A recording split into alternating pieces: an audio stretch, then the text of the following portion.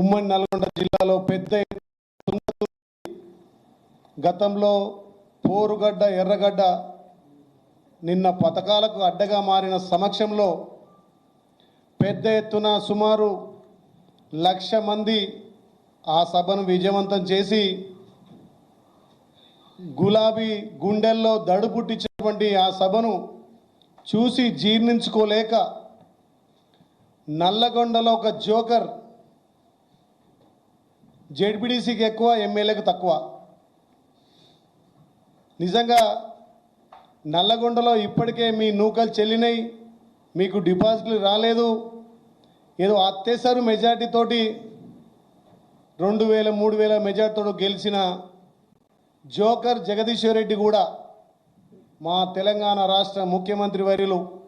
యనుమల రేవంత్ రెడ్డి గురించి మాట్లాడే నైతిక విలువ నీకు లేదు.